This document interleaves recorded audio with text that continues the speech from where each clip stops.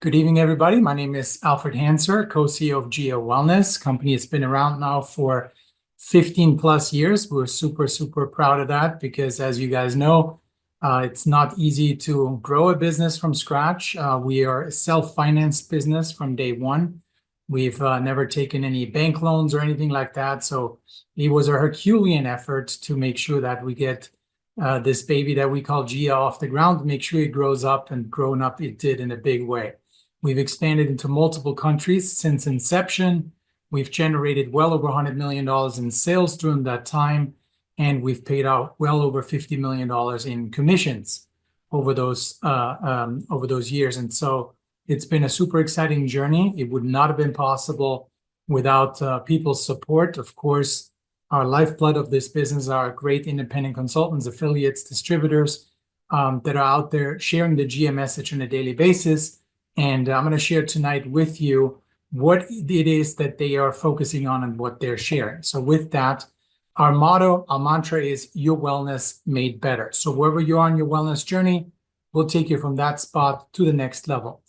And tonight I want to talk a little bit about navigating the digital lifestyle. That's the lifestyle all of us live in, whether we like it or not.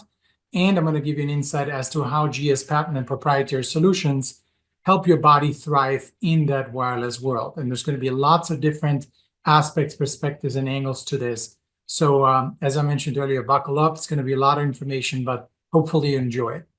So here's some key factors that are preventing people in generally from reaching peak performance. And that's really what all of us strive for.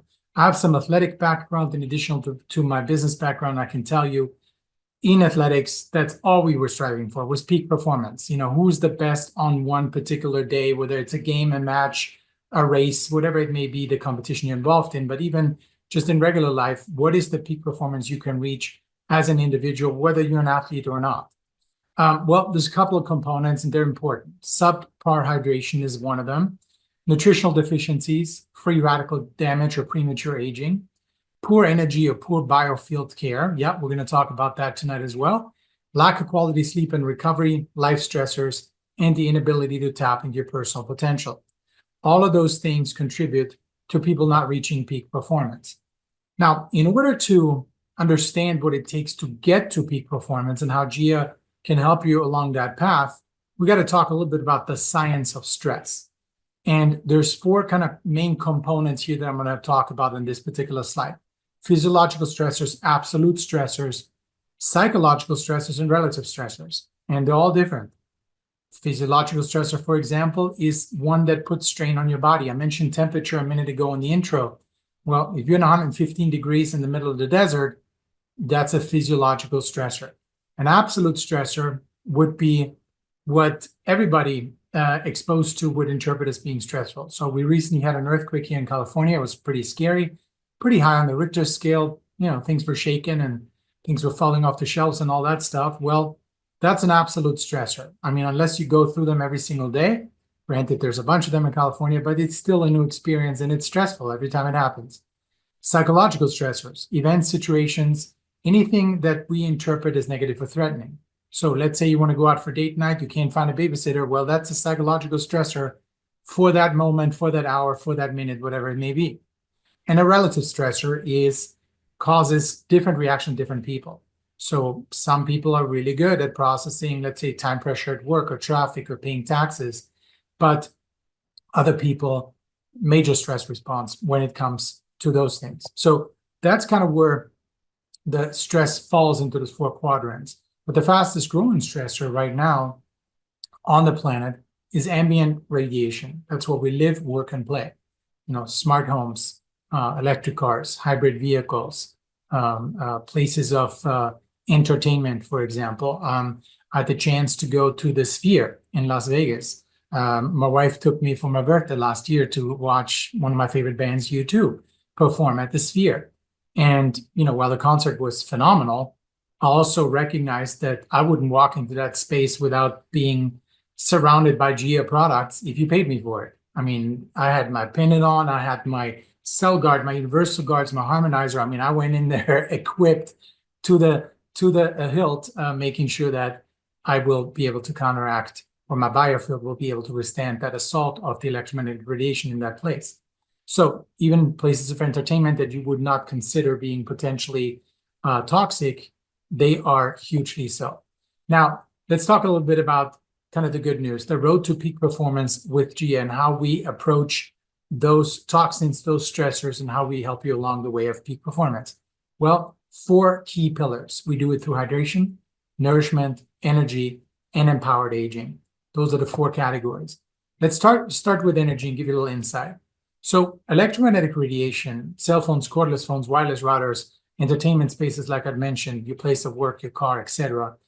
All those devices, all of those environments can cause what's called oxidative stress, impair mitochondrial function, disrupt sleep, all of which reduces energy levels and impacts cellular processes.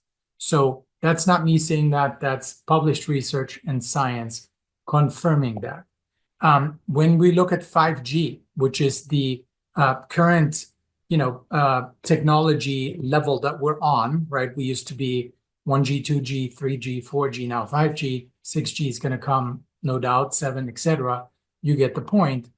We're going to look at or take a quick deep dive into what 5G does specifically to the human body, and then biofield physiology. How does a biofield work, and how can you care for it?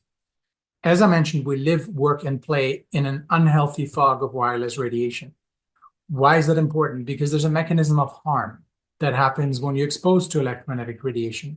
Your biofield, that's the collective energy emanating from every single cell in your body, kind of think of it as the energetic envelope that all of us walk around in, or to give you a metaphor, what your heart is to your circulatory system and your lungs are to your respiratory system, your biofield is to your energetic system. So it's kind of the energy organ. And that biofield picks up electromagnetic radiation frequency, interprets it as a threat. And it does that irrespective of whether you're in a 4G, 5G environment or anything similar to those things, even satellites. That triggers a fight or flight response in the body that interferes with the cellular metabolism. So now nutrient channels are compromised in your body. Dehydration starts setting in. Now you're starting to connect the dots, right? You saw earlier, one of our key pillars is hydration to reach peak performance. Well, when you're in an electropolluted environment and this domino effect is occurring, your body slowly dehydrating, unintentional chronic dehydration starts setting in, well, you better have a patented and proprietary hydration technology like the GI water in your back pocket to make sure you counteract that. And we'll get to that, how that works. But in addition to dehydration, there's a cascade of non-ionizing biological effects, meaning effects that you may not even feel, but they're happening in the body. Your immune system gets compromised due to the constant fight or flight because you're constantly stressed, your body's under constant stress load, and that leads to vulnerability, illness, disease, to viruses, etc. So it's that run-down feeling, that tired feeling, that exhausted brain fog, all of those things that many people don't even correlate to the exposure to electropollution. Then you throw on top of that poor nutrition, poor hydration, poor sleep, and let's say lack of exercise. Now you got a real trifecta of problems that are going to show up in your health. So let's talk a little bit about oxidative effects. What's an oxidative effect? Very simply put, think of an apple, right? You cut an apple in half, you let it out, leave it out on the countertop, it's going to brown very quickly. That's oxidation. Or you have a piece of steel out in a humid environment, piece of metal, it's going to oxidate, it's going to rust. Well, same thing, metaphorically speaking, happens with human cells. When we're exposed to toxins, they oxidize. So 93% of studies have confirmed that radiofrequency radiation induces oxidative stress in biological systems. That means premature aging starts setting in. So if you're looking at your skin and it doesn't look as radiant and clean and youthful and young as you want it to, it's a very good chance electropollution has a big part of that because your cells are constantly fighting or getting pummeled by the frequency the body doesn't understand. But it's not just the skin. There's psychological behavioral issues, depression, anxiety, emotional stress, irritability, immunological things, cellular issues, neurological issues, dizziness, vertigo, ringing in the ears, tinnitus, headaches, you name it. All of those things have been directly correlated or indirectly correlated to electromagnetic radiation. Think of it this way. Think of all of these other stressors in life that we are surrounded with, that are part of our life, many of which I've mentioned. Those are fires, little fires, and they're kind of smoldering right all around you. And then you have electric pollution in the mix, and that's the gasoline that's poured on all of those fires. It ignites the massive fire of fight or flight in your body. Speaking of fight or flight, we talked about the biofield a little bit. Let's talk about in a little bit more depth. Let's talk about the secrets of the human biofield. Every human is a complex, multidimensional energy being. National Institute of Health, they have coined the term biofield in 1992. They wanted to come up with a term that would describe this energy field that many other cultures and regions in the world have coined different things. In Far East, it's called chi. Some of them call it prana, the force of life, whatever it may be. Some people have called it aura, but in essence, it's really much more integrated than that. It's the collective energy emanating from every single living cell in your body. As I mentioned, it's metaphorically speaking your energy organ. And the physiology of the biofield is interesting. It's the idea that living things create and react to energy fields. So we're like electromagnetic and light-based fields that help them stay balanced and organized, from cells all the way to the whole body. You think about it, biofield's made up, so cells make up tissue, tissue makes up organs, and organs make up the organism. So whatever's happening on the cellular level ultimately is expressed in the organism as a whole, because the organism is nothing but the collective of all cells. So scientists have studied these fields alongside traditional biology and physics. They have seen them as an extra layer of how the body controls and maintains itself. So biofield care is hugely important. And that works alongside the usual chemical processes that we already know about in the human body. So caring for your biofield is crucially important because your first line of defense against external stressors, including electromagnetic radiation. So now I want to give you a few correlations as to what happens to the biofield, for example, with DNA damage or oxidative stress or inflammation. So studies have suggested that electromagnetic fields from wireless devices disrupt sleep.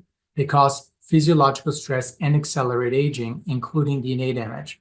Oxidative stress, we've already talked about.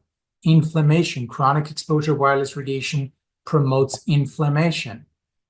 We're talking about system dysfunction. Prolonged stress and exposure to certain wireless radiation can weaken the immune system, increasing disease risk and accelerated aging.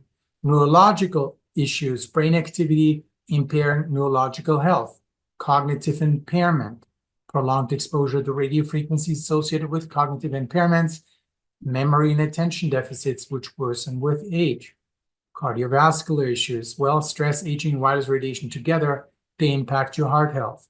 And of course, we also talk about hormonal disturbances, especially in somebody who may be pregnant, somebody who may go through hormonal changes in their life due to age, whatever it may be. All of that is being negatively impacted by radio frequencies. And then there's cellular aging, kind of the ultimate, holy grail of aging. Studies have suggested that chronic exposure to certain radio frequencies has an impact on what's called your telomere length and your cellular senescence, which are sections of DNA found at the ends of the chromosomes in your body and your cells, and the markers of cellular aging. So think of it this way. The telomere is think of it as a wooden stick.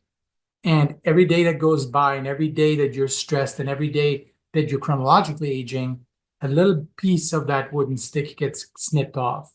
And once the telomere basically has disappeared and length is at its minimum stump, that's when the cell dies. So people, by looking at your telomere length, they can guess what your biological age is.